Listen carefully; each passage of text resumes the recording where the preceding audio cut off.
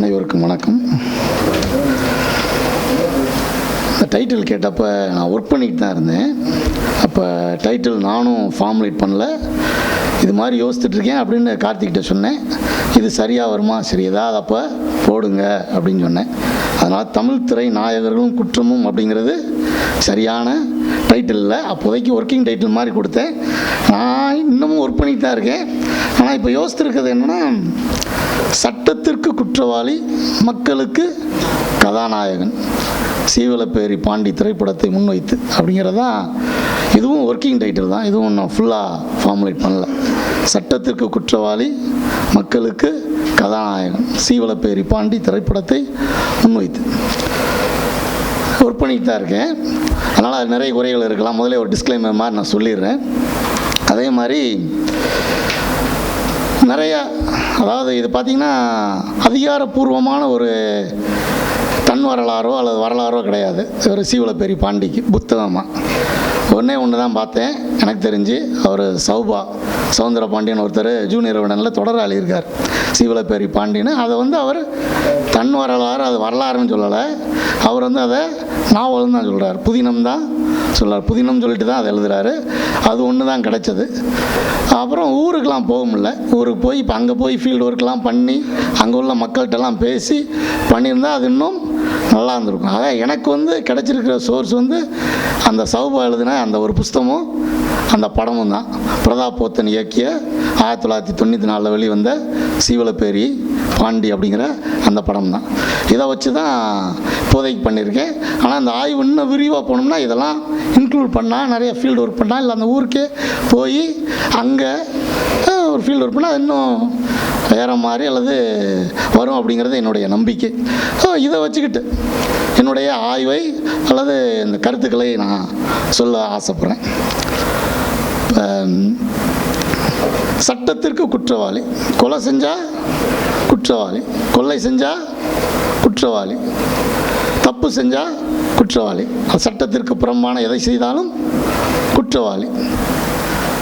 சீவலப்பேரி பாண்டி அப்படியாப்பட்ட ஒரு கேரக்டர் தான். கொலை செஞ்சுருக்காப்புல, கொலைகள் செஞ்சுருக்காப்புல, கொள்ளையடிச்சிருக்கார், நிறையா வழிப்பறி கொலை பண்ணியிருக்கார். அப்போ இவரை மக்கள் கதாநாயகர்களாக கொண்டாட முடியுமா? ஒரு குற்றவாளி கதாநாயகனாக மாற முடியுமா அப்படிங்கிற கேள்வி தான் முதல்ல வந்துச்சு. ஒரு குற்றவாளி சட்டத்தை பொறுத்தவரை, குற்றங்கள் செய்தவரை, குற்ற செயல்கள் செய்தவரை மக்கள்கள் எப்படி கதாநாயகர்களாக கொண்டாடுவார்கள்? அப்படி சாத்தியமா அப்படிங்கிற கேள்வி தான்.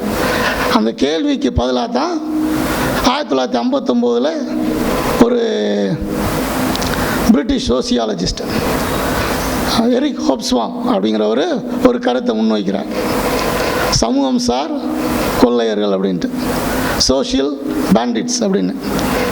இப்போ சமூகம் சார் கொள்ளையர்கள் அப்படிங்கிற அந்த ஒரு கருத்து அவர் நிறைய இந்த மாதிரி கொள்ளையர்களுடைய வாழ்க்கை வரலாறு அல்லது அவர்களை பற்றி எழுதப்பட்ட கதைப்பாடுகள் இதையெல்லாம் வச்சு ஒரு ஆராய்ச்சி பண்ணுறார். அதுவும் குறிப்பாக இத்தாலி தேசத்தில் இது மாதிரி நிறைய பேர் இருந்தாங்க 18ஆம் நூற்றாண்டு 17ஆம் நூற்றாண்டு கடைசியில் அப்படின்ட்டு அவங்களை ஆராய்ச்சி பண்ணி அவங்களுடைய அந்த கதைப்பாடல்களை, அந்த வரலாற்றை, அல்லது மக்கள் மத்தியில் உள்ள அந்த வாய்மொழி வழக்காறுகளை, கதைகளை ஆதாரமாக வைத்து ஒரு கருத்தாக்கத்தை உருவாக்குகிறார். அதுதான் சமூகம் சார் கொள்ளையர்கள். அவர்கள் கொள்ளையர்களாக இருப்பார்கள், ஆனால் அவர்கள் சமூகத்தால் அதிகமாக அன்பு செய்யப்படுவார்கள். சமூகத்தால் அதிகமாக அன்பு செய்யப்படுவார். குற்றவாளிகளாக இருப்பார்கள் சட்டத்திற்கு, ஆனால் மக்களை பொறுத்தவரை அவர்கள் கதாநாயகர்களாக இருப்பார்கள். ஆனால் அதுலேயும் ஒரு சில கண்டிஷன்ஸ் இருக்குது அப்படிம்பார், ஒரு சில கண்டிஷன்ஸ் இருக்குது அப்படிம்பார். சமூகம் சார் கொள்ளை, சோஷியல் பேண்டிட்ஸ்னால் என்னென்ன கருத்துக்கள் அல்லது என்னென்ன கண்டிஷன்ஸ் எல்லாம் அவங்க ஃபுல்ஃபில் பண்ணால் தான் அவங்கள சமூகம் சார் கொள்ளையர்களாக அங்கீகரிக்க முடியும். சும்மா எல்லாரையும் சமூகம் சார் கொள்ளையர்களாக அங்கீகரிக்க முடியாது. எல்லோரையும் மக்கள் அவ்வளவு தூரம் அன்பு செய்ய மாட்டார், கதாநாயகர்களாக ஏற்றுக்கொள்ள மாட்டார். அப்போ அதில் என்னென்ன காரணம் அப்படின்னு அவர் மெதுவாக பேச ஆரம்பிக்கும் போதில் அவங்க யூஸ்வலாக எந்த மாதிரியான ஒரு சூழ்நிலையில் அல்லது எந்த மாதிரியான ஒரு சமூகத்தில் உருவாவாங்க அப்படிங்கிறத முதல்ல சொல்கிறார். அவர் சொல்கிறது சமூகம் சார் கொள்ளையர்கள் பொதுவாக விவசாய சமூகத்திலே அதுவும் நம்ம நகரம் சார் சமுதாயம் அல்லாமல் கிராமம் சார் சமுதாயத்தை சார்ந்தவர்களாக விவசாய குடிகள் அல்லது விவசாயம் சார் சமூகமாக இருக்கும் பட்சத்தில் உருவாவார்கள். அவர்கள் பொதுவாக ஏழைகளாக இருப்பார்கள், கிராமத்தை சார்ந்தவர்களாக இருப்பார்கள், விவசாயத்தை அடிப்படை தொழிலாக கொண்டவர்களாக இருப்பார்கள், விவசாய சமூகத்தை சார்ந்தவர்களாக இருப்பார்கள் அப்படிங்கிறார். அதில் இன்னொன்று சொல்கிறார், வேளாண்குடி அதாவது எல்லாரும் உழைக்கிறவர்கள், எல்லோரும் விவசாயம் செய்து பிழைக்கிறவர்கள். அதற்கு பிறகு விவசாயம் சார்ந்த ஒரு முதலாளித்துவத்துவம் ஆரம்பிக்கிறது. இந்த ரெண்டு சமூகத்துக்கு இடைப்பட்ட நிலை இருக்குல்ல, எப்போ இந்த உழைக்கும் சமூகம் முதலாளித்துவ சமூகமாக மாறுகிறதோ அதுவும் விவசாயம் சார்ந்து இந்த மாற்றத்திற்கிடையில் உருவாவது தான் இந்த சமூகம் சார் கொள்ளையர்கள் அப்படிங்கிற மாதிரி அவர் சொல்லிட்டு போவார். சமூகம் சார் கொள்ளை, இந்த சமூகம் சார் கொள்ளையர்கள் அதாவது இவங்க பண்ணுறது எதுவுமே பார்த்திங்கன்னா இது ஒரு வகையான போராட்டம், இது ஒரு கைண்ட் ஆஃப் சோஷியல் ப்ரொட்டஸ்ட். அந்த முதலாளித்துவத்திற்கு எதிரான ஒரு போராட்டம், அந்த போராட்டத்தை முன்னெடுப்பவர்களாக இவர்கள் இருப்பார்கள். அதனால் எளிய மக்களால், ஏழை மக்களால், சாதாரண விவசாய குடிகளால் அதிகம் அன்பு செய்யப்படுபவர்களாக இருப்பார்கள் அப்படிங்கிற மாதிரி ஒரு கருத்தை கொண்டு வரார். அதுவும் இன்னொன்று சொல்கிறார், இந்த சமூகம் அரசியல் பிரங்கை ஏற்படுவதற்கு முன்பு இருக்கும் சமூகத்தில் தான் சமூகம் சார் கொள்ளையர்கள் ஏற்பட முடியும். அரசியல் மயப்பட்ட ஒரு சமூகத்தில் சமூகம் சார் கொள்ளையர்கள் உருவாக முடியாது அப்படிங்கிறதையும் சொல்லுவார். ஆக இந்த சமூகம் அந்த மாற்றத்திற்கு உருவாகக்கூடிய சமூகம், அதாவது ஒரு சாதாரண உழைக்கும் நிலை சமூகம் என்பது ஒரு முதலாளித்துவத்தை நோக்கி செல்லும் அந்த இடைப்பட்ட காலம் அப்படிங்கிறது, அந்த காலத்தில் மட்டும்தான் இவங்க வர முடியும், அந்த காலத்தில் மட்டும்தான் இந்த மாதிரியான ஒரு கருத்தாக்கம் நிலை பெற முடியும் அப்படிங்கிறதையும் சொல்வார். அதே போல் இந்த சமூகம் கொள்ளையர்கள் அந்த ஊர் அல்லது அவங்க சார்ந்திருக்க அந்த இடத்திற்கு மிகவும் விசுவாசமாக இருப்பார், அதோடு தொடர்புடையவர்களாக இருப்பார். அங்கேருந்து இன்னொரு இடத்துக்கு போக மாட்டாங்க, அல்லது இன்னொரு இடத்துலேருந்து வந்தவங்க இங்கே இருக்க மாட்டாங்க.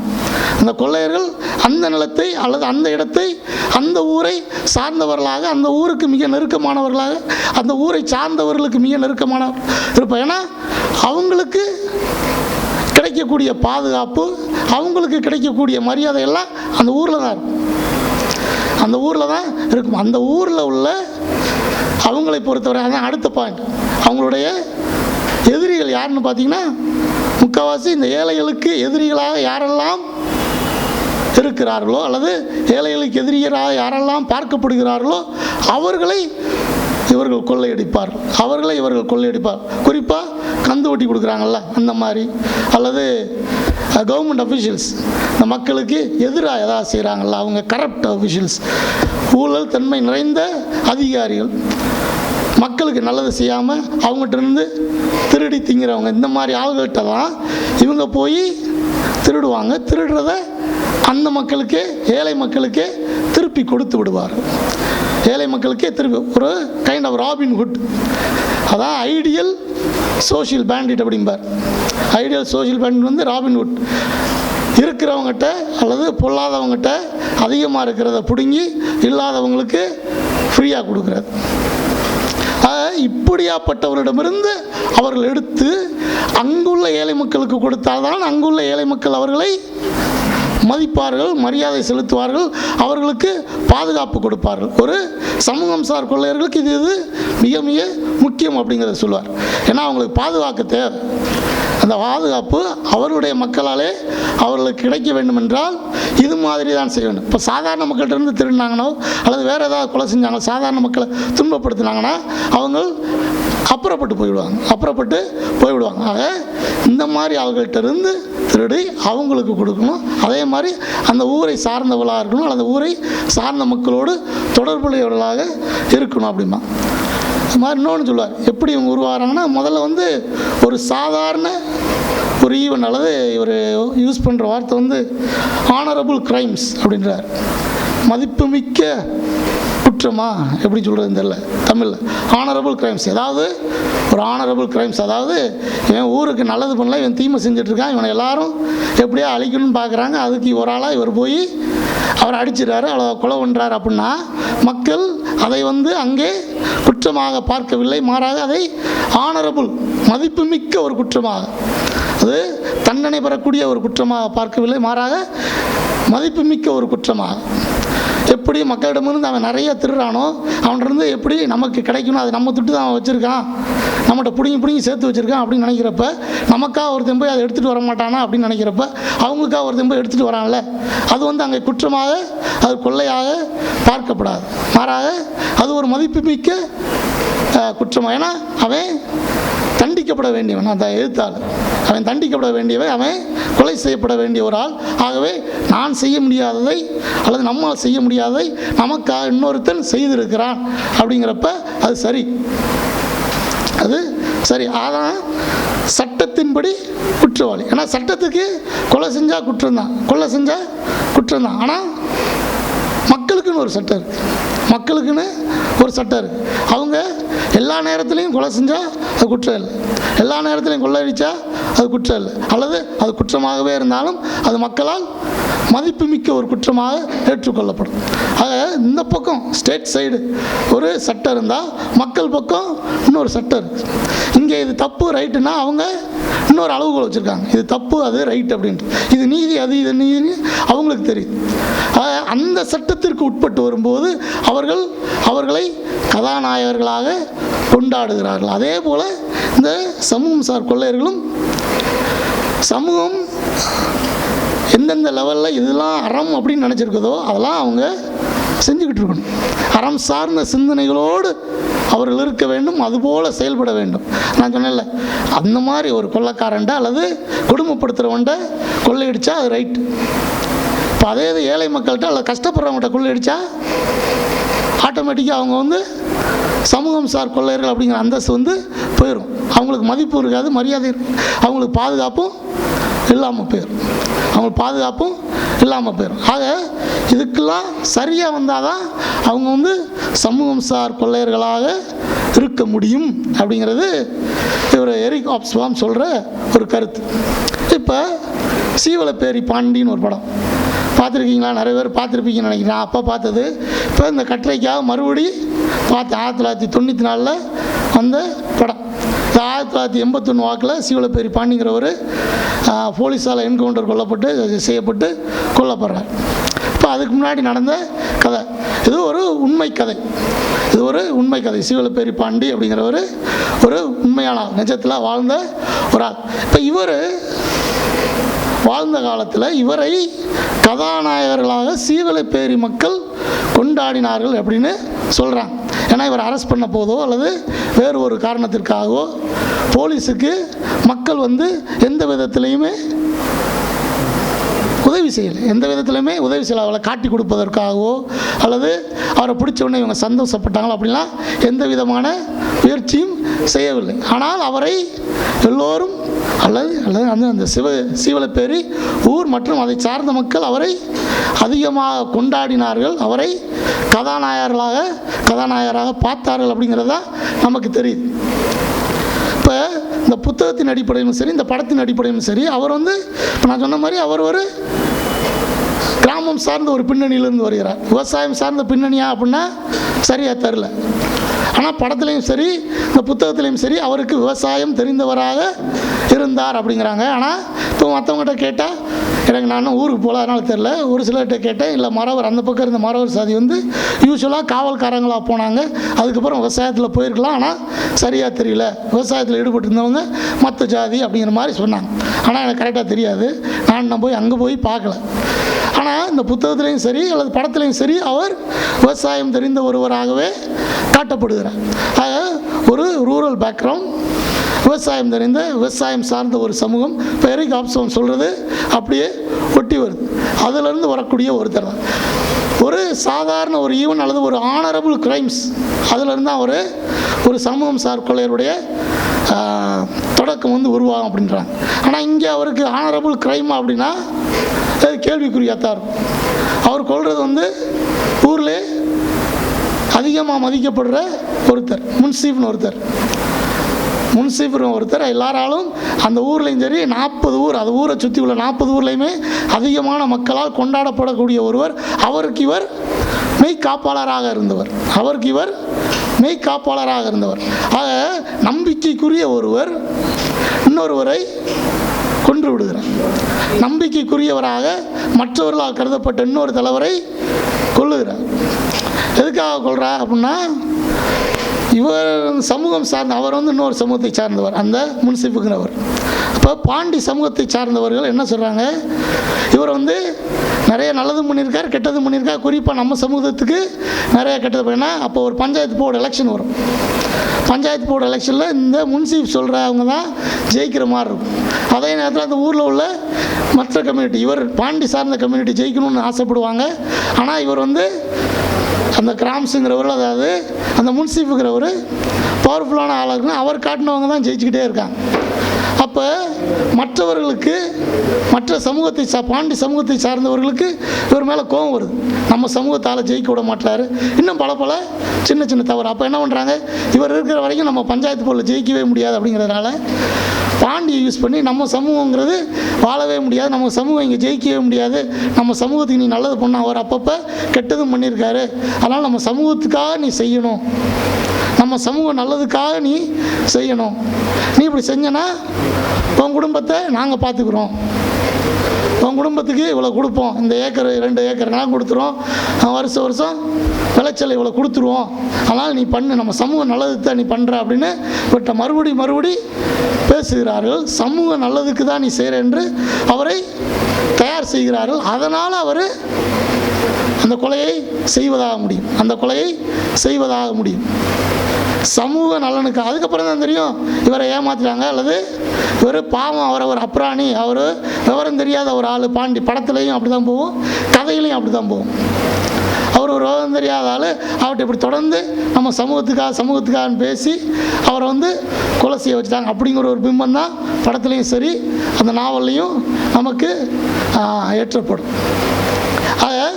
ஆனரபிள் கிரைமானா ஓகே, அந்த நேரத்தில் அவர் ஆனரபிள் கிரைமாக தான் இருக்கும் அப்படின்னு அவரை கன்வின்ஸ் பண்ணிட்டாங்க.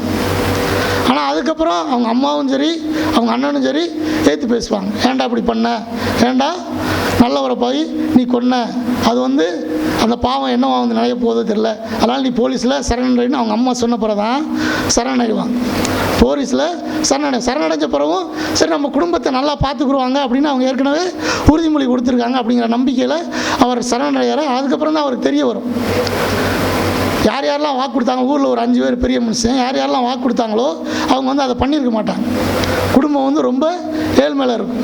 அப்போ நம்ம கொடுத்த உறுதிமொழி அவங்களுக்காக தான் நம்ம செஞ்சோம், நம்ம குடும்பத்தை காப்பாற்றுவாங்களே, அப்போ அவங்க அதை பண்ணலையே அப்படிங்கிறப்ப அவர் கோவப்பட்டு என்ன பண்ணுறாரு, ஜெயிலிருந்து தப்பிச்சு மறுபடி கேள்வி கேட்குறப்ப மறுபடி அவரை பிடிச்சி கொடுக்க பார்க்குறாங்க, கொன்றார். மறுபடி ஒரு கொலை, அந்த 5 பேரில் ஒருத்தரை கொன்றார். இப்போ மறுபடியும் என்ன ஆகுதுன்னா, இவர் கொலை பண்ண வர்றது அவருடைய சொந்த பகைக்கா.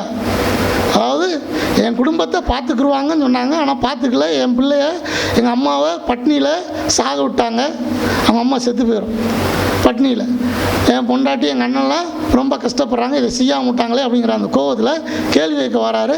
அப்போ மறுபடியும் அவரை பிடிச்சி கொடுக்க பார்க்குற போதில் மறுபடியும் அவங்கள கொண்டார். அப்போ இவர் கேள்வி கேட்க தானே வந்தார், இவரையும் மறுபடியும் பிடிச்சி கொடுக்கல பார்த்தான், அதனால் இவர் பண்ணது சரி அப்படிங்கிற மாதிரி தான் அவர் அந்த ஒரு சொந்த கோபத்தில் அவங்க சொன்னதை செய்யாததுனால கோபத்தில் கொண்டார். அதுக்கப்புறம் அவர் சரணடைய முடியாது, ஏன்னா சரணடைஞ்சிருந்தால் அவருக்கு எப்பயும் தூக்கு தான். ஆயுள் தண்டனை கைதியாக இருந்து தப்பிச்சு ஓடியாரார், தப்பிச்சு ஓடி மறுபடியும் ஒரு கொலையை செய்கிறாரு. வெளியே போனால் நமக்கு கட்டாயம் தூக்கு தான் அப்படிங்கிறதுனால அவர் தலைமறைவு வாழ்க்கை, கொடைக்கானல் பக்கம் பூம்பாறை பக்கத்தில் போய் வேற ஒரு பேரில் வாழ ஆரம்பிக்கிறார், வேற ஒரு பேரில் அர்ஜுன கோனார் அப்படிங்கிற பேரில் வாழ ஆரம்பிக்கிறார். ஆனால் அவரால் அங்கே இருக்க முடியல, அடிக்கடி தன்னுடைய சொந்த ஊருக்கு வந்துட்டு போயிட்டுருக்கார், சீவலைப்பேரிக்கு வந்துட்டு போயிட்டுருக்கார். எப்பப்போ அவர் வராரோ அப்போ என்ன பண்ணுறாங்க, இவர் பேரை சொல்லி அங்கே ஏற்கனவே நிறைய கொள்ளைகள் நடப்பதாக கேள்விப்படுகிறார். அப்போ அவருடைய சோக்காளி எல்லாம் சேர்ந்து என்ன பண்ணுறாங்க, உன் பேரை சொல்லி மற்றவங்க கொள்ளையடிக்கிறேன், அதுக்கு நம்மளே எடுத்துகிட்டு 4 பேத்துக்கு நல்லது செய்யலாமே அப்படின்ற மாதிரி சொல்கிறாங்க. அதனால் அவர் அங்குள்ள பணக்காரர்களிடம் அப்படிங்கிறது தான் கதையில் வருது, அங்குள்ள பணக்காரர் ஒரே ஒரு இடத்துல மட்டும் கந்தி விட்டு வாங்குறவங்ககிட்ட அப்படிங்கிறது கதையில் நாவலில் வருது. படத்தில் 2-3 வேறு மாதிரி காட்டுறாங்க. ஆனால் அந்த நாவலில் முத எழுதப்பட்ட அந்த நாவலில் அங்குள்ள பணக்காரர்களிடம் கொள்ளையடித்தார். ஒரே ஒரு இடத்துல தான் கந்தி வெட்டி வாங்குறவங்ககிட்ட.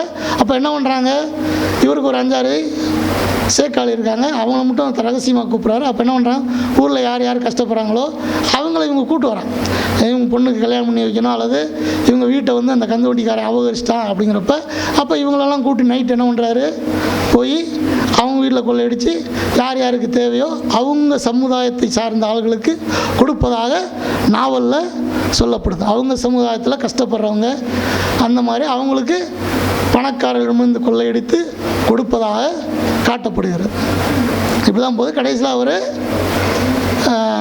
காட்டி கொடுக்கப்படுறனா அது நம்ம காட்டி கொடுக்கப்பட்டு அவர் பிடி வர்றாரு. அதுக்கப்புறம் அவர் என்கவுண்டர், அவரை கொண்டு வரும் போதில் மக்கள்லாம் மறுபடி இல்லை அவரெல்லாம் பிடிக்கக்கூடாது அப்படி இப்படிலாம் சொல்கிறாங்க, ஏன்னா அவர் எங்களுக்கு கொடுத்தவரை ஹீரோ. அதுக்கப்புறம் அவர் என்கவுண்டர் கொள்ள செய்யப்பட்டு சாகரா அப்படிங்கிறதான் கதை. ஆனால் படத்துலேயே அதே தான் எடுத்திருக்காங்க. ஆனால் படத்தில் கொஞ்சம் வித்தியாசப்படுத்தியிருக்காங்க. படத்தில் கொஞ்சம் அதுதான் வந்து இன்ட்ரெஸ்டிங். ஏன்னா திரைப்படத்தில் குற்றமும் தண்டனை அப்படிங்கிறதுனால அதை மட்டும்தான். இப்போ அவர் சமூகத்தை சார்ந்தவர்களுக்கு உதவினார் அப்படிங்கிறதான் நாவலில் வருது. அதே மாதிரி பணக்காரரிடம் கொள்ளையடித்து அவர் சமூகத்தை சார்ந்த ஏழைகளுக்கு உதவினார் அப்படின்றது ஒரே ஒரு இடத்துல கந்து வட்டி கொடுமை செய்வரிடமிருந்து திருடினான் இருக்கு. ஆனால் படத்தில் பார்த்தீங்கன்னா அவர் திருடுறவங்களாம் யாரும் பார்த்தீங்கன்னா அந்த 5 பேர் யார் அவரை வந்து தாஜா பண்ணி கொலை செய்ய வச்சாங்களோ அந்த 5 பேர் வீட்டில் போய் திருடுவார். அந்த 5 பேர் வீட்டில் ஒவ்வொருத்தர் வீட்டாக போவார். அதே மாதிரி அந்த ஒவ்வொருத்தரும் படத்தில் பார்த்தீங்கன்னா ஒருத்தர் வந்து சாராயம் காய்ச்சி பெரிய ஆளாக இருப்பார். அப்போ ஒருத்தர் வந்து என்ன சொல்லுவாங்க, நம்ம ஊரே கெட்டு போய் கிடக்கு, ஆனால் ஒருத்தர் இருந்தான்ல சிவங்காலன், அவன் சாராயம் காய்ச்சி அவன் நல்லா பெரிய மனுஷன் ஆகிட்டான், ஆனால் நம்ம ஊர் நாசமாக போயிட்டுருக்கு, நீ என்ன பண்ண போகிற அப்படின்னு ஒரு சாதாரண மக்கள், ஒரு சாதாரண குடும்ப பெண் அவங்ககிட்ட கம்ப்ளைண்ட் பண்ணுற மாதிரி இருக்கும். அப்போ நம்ம ஊருக்கு, நம்ம சாதாரண ஊர் மக்களுக்கு இவ்வளோ கஷ்டம் கொடுக்குறானே அப்படின்னு சொல்லிட்டு அவனை போய், அதுவும் அவனை காட்டி கொடுத்தவர், அவரை போய் கொள்ளையடித்து அதை வந்து இவர்களுக்கு கொடுக்குற மாதிரி ஒரு காட்சி வரும். இது வந்து நாவலில் சொல்லப்படலை, அது உண்மையாக நடந்தாந்தில்லை. அப்போ ஊருக்கு வேறு வகையில் தீமை விளைவிக்கும். சாராயம் காய்ச்சி இங்கே ஊரில் உள்ள மக்களை கஷ்டப்படுத்துகிறாரு அப்படிங்கிற மாதிரி வரும். அப்போ அந்த மாதிரி ஆளுகள்கிட்ட போய் கொள்ளையடிச்சு கொடுப்பார். அதே மாதிரி பஞ்சாயத்து பிரசிடெண்ட் ஒருத்தர் இருப்பார், ஊருக்கு எதுவுமே செய்ய மாட்டார் படத்தில். அப்போ அவர்கிட்ட போய் கொள்ளையடித்து அதை வந்து சாதாரண இதெல்லாம் வந்து படத்தில் சேர்த்துருக்காங்க. இதை வந்து சேர்த்துருக்காங்க. அப்போ கெட்டவங்க கெட்டதான் கொள்ளையடிக்கும். படத்தில் பார்த்தீங்கன்னா நல்ல டயலாக் வரும். இப்போ போலீஸ் வந்து என்கொயரி பண்ணும், சீவலப்பாரி பாண்டி நல்லவனா கெட்டவனான்னு. இப்போ மக்கள் சொல்லுவாங்க, சீவலப்பாரி பாண்டி நல்லவன் தானே, நல்லது செய்கிறான் அதனால அவன் நல்லவன் தானே அப்படிங்கிற மாதிரி ஒரு டயலாக் வரும். கெட்டவங்ககிட்ட கொள்ளையடித்து நல்லவங்களுக்கு எங்களை மாதிரி ஏழைப்பாளைகளுக்கு கொடுக்குறாரு, அதனால் அவர் சாமி தான் அப்படிங்கிற மாதிரி. ஆக அந்த கான்செப்ட், ராபின்ஹுட் கான்செப்டு படத்தில் இன்னும் வலுவாக ஆக்குறதுக்காக இந்த 2-3 சீன் வச்சுருக்காங்க. அது உண்மையாக நடந்துச்சாங்கிறது புஸ்தகத்தில் இல்லை. உண்மையாக நடந்துச்சான்னு ஊரில் போய் கேட்டால் தான் தெரியும். ஆனால் இருக்குமா இல்லையா அப்படிங்கிறது தெரியல. ஆனால் இது சினிமாவில் எக்ஸ்ட்ரா வச்சுருக்காங்க. இன்னொன்று முக்கியமான ஒன்று, சீவலப்பேரி பாண்டியோட மனைவி வந்து இறந்து போவாங்க. இப்போ அது இந்த நாவலில் வந்து ஒரு மாதிரி காட்டியிருப்பாங்க, ஆனால் படத்தில் வந்து வேறு மாதிரி காட்டியிருப்பாங்க. நாவலில் வந்து எப்படி காட்டியிருப்பாங்கன்னா, சீவலப்பேரி பாண்டியோட மனைவி வந்து சீவலப்பேரி பாண்டியவே சந்தேகப்படுவாங்க. அவங்களுக்கு வேற ஒரு பெண்ணோடு தொடர்புடைய இருக்கா அப்படின்னு ரொம்ப சந்தேகப்படுவாங்க. அதனால் கோவப்படுவாங்க. அப்போ என்ன பண்ணுவாங்க, ஒரு தடவை பயங்கரமாக சண்டை நடக்கும் வீட்டுக்குள்ளே சண்டை நடக்கும் போதில் கோவத்தில் அவர் தள்ளி விடுவார், அவன் மனைவியை தள்ளி விடுவார். தள்ளி விடுறப்ப அவன் மனைவி விழுந்து கரெக்டாக அம்மியில் தலைப்பட்டு செத்து போயிடுவாங்க. அப்போ என்ன பண்ணார், வெளியே யாருக்கும் சொல்லக்கூடாது, ஏன்னா போலீஸ் கேச்சாச்சுன்னா மாட்டிக்கிறோங்கிறதுனால அவர் வீட்டுக்குள்ளேயே அவங்க மனைவியை புதைச்சிடுவார். இது வந்து நாவலில் அல்லது அவருக்காக எழுதப்பட்ட அந்த வரலாறில் சொல்லப்பட்டது. இது படத்தில் வந்து அப்படியே மாறுது.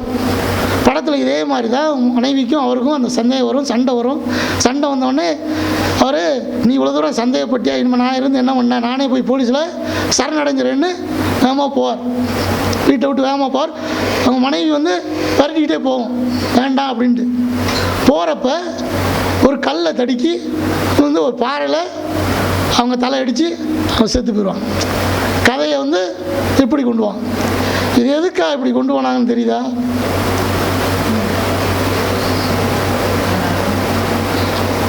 ஏன்னா அவர் தள்ளி அவங்க மனைவி இறந்து போய் அப்படியே அதை காட்சிப்படுத்தியிருந்தால் அவர் கதாநாயகர் அப்படிங்கிற அந்த பிம்பம் அங்கே வந்திருக்காது, உடஞ்சி போயிருக்கு. மக்களுடைய அரசிந்தனைகளுக்கு உட்பட்டவராக சமூகம் சார் கொள்ளையர் இருக்க வேண்டும் அப்படின்னா ராபின்ஹுட்னா இப்படி தான் இருக்கணும். அந்த அரசிந்தனைக்கு எதிராக அவர்கள் சென்றால் சமூக சார் கொள்ளையர்களாக இருக்க முடியும். இது எதேச்சையாக நடந்தது. ஆனால் அதை படத்தில் அவங்க வைக்கலை. ஏன்னா எந்த விதத்திலையுமே அவரை அந்த ராபின்ஹுட் இமேஜில் இருந்து மாற்றிவிடக்கூடாது என்பதிலே தெளிவாக இருந்தன அப்படிங்கிறத என்னோட கருத்து. அதே மாதிரி படத்தில் பார்த்தீங்கன்னா எப்பப்போ பாண்டி இன்ட்ரடியூஸ் பண்ணுறாரு, அவரை எப்படி இன்ட்ரடியூஸ் பண்ணுவான்னு தெரியுமா? படம் பார்த்தவங்க அவங்க பேர் என்ன அப்படிம்பாங்க? பாண்டி, சீவலப்பேரி பாண்டி அப்படி தான் சொல்லுவார். ஜேம்ஸ் பாண்ட் மாதிரி பாண்ட். அப்போ ஒரு சினிமா பிம்பம் அவரை வந்து அங்கே கதாநாயகராகவே மாற்றி விட்டார்கள். அந்த நேரத்தில் அவர் வந்து முழுக்க கதாநாயகராகவே சினிமாவில் காட்டணும் அப்படிங்கிறதுக்காகத்தான் படம் எடுக்கப்பட்டது. கார்த்தி சொன்னாப்புல ஒரு பேலட், மக்கள் எழுதுகிற பேலட்டில் அவங்க திருப்பி எழுதும் போதில் அவங்களுடைய சுயமரியாதை சார்ந்து அல்லது அவங்க என்னென்ன சொல்லணுமோ அது சார்ந்து கருத்து சொல்லப்படும். இப்போ சினிமா இன்றைய கதைப்பாடலாக இருக்கிறது. இப்போ பார்த்தீங்கன்னா எரிக் ஹாப்ஸ்பாமும் இந்த சமூகம் சார் கொள்ளையருங்கிற கான்செப்டை டெவலப் பண்ணுறது எதை வச்சு பார்த்தீங்கன்னா கதைப்பாடலாக எடுத்திருப்பார். இத்தாலியில் உள்ள கதைப்பாடல்களையாக எடுத்து அல்லது வாய்மொழி கதைகளையாக எடுத்து அதை வச்சு தான் ஆராய்ச்சி பண்ணியிருப்பார். அப்போ இன்னைக்கு சீவலப்பேரி பாண்டிக்கு பிரதாபோத்தன் ஒரு கதைப்பாடலை ஒரு சினிமாவாக எடுத்திருக்கிறார் அப்படின்னு நம்ம சொல்லலாம். அந்த சினிமாவில் அந்த ராபின்ஹுட் இமேஜ் எந்த விதத்திலையுமே உழையக்கூடாது அல்லது உடையக்கூடாது என்பதிலே கவனமாக இருந்திருக்கிறார். ஆனால் இது மக்களால் ஏற்றுக்கொள்ளப்படும். ஏன்? ஏன்னா மக்களுடைய சிந்தனைப்படி நீதி அநீதி என்பது வேறு. நீ அவன்கிட்ட பிடுங்கினா பிரச்சனை இல்லை, அவனை அடித்தேன்னா பிரச்சனை இல்லை. ஏன்னா அவன் எல்லாத்துக்கும் தப்பிச்சுங்க, எல்லாத்தையும் கொடுமைப்படுத்தினேன். அவனை நீ அடிக்கிற, அவன்கிட்ட இருந்து கொள்ளை எடுக்கிறேன்னா அதனால் அவங்களுக்கு அது பிரச்சனை இல்லை. ஆக அந்த படம் ஏற்றுக்கொள்ளப்பட்டது. அந்த படம் பெரிய ஹிட்டாச்சு. இன்னைக்கு சீவலப்பேரி பாண்டினா ஹீரோவாக தான் தெரியுவாப்பில், அப்படி தானே? இன்றைக்கி சீவலப்பேரி பாண்டினா இன்றைக்கி படத்துக்கு போல் யூடியூப்பில் இருக்குது, கீழே போய் கமெண்ட்ஸில் பாருங்கள், இன்ட்ரெஸ்டிங்காக இருக்கும். கோனார் சமூகத்தை சேர்ந்தவங்க போட்டிருக்காங்க, மறவர் சமூகத்தை சேர்ந்த போட்டிருக்காங்க, முதலியார் சமூகத்தை சேர்ந்த போட்டிருக்காங்க. ஏன்னா படத்தில் வந்து அவருக்கு ஆதரவு கொடுத்துட்டு வந்து ஒரு முதலியார் பூம்பாறையில் வரிசையாக பார்த்தீங்கன்னா வேறு மாதிரி அந்த கமெண்ட்லேயே வித்தியாசமாக இருக்கும்.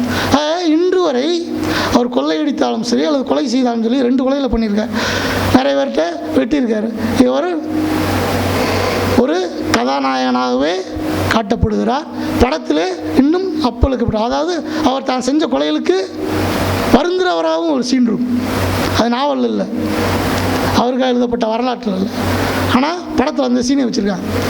எங்கள் அம்மா நான் செஞ்ச பாவத்தினால பட்னி கஷ்டப்பட்டு செத்து போனா, நானே எப்படி அல்லாடிட்டு இருக்கேன் காட்டுக்குள்ளே, நான் மட்டும் என் முன்னாடி எதுக்கு கஷ்டப்படணும் அப்படிங்கிற மாதிரி அவர் ரிக்ரெட் பண்ணுற மாதிரி சீனையும் வச்சுருப்பான்.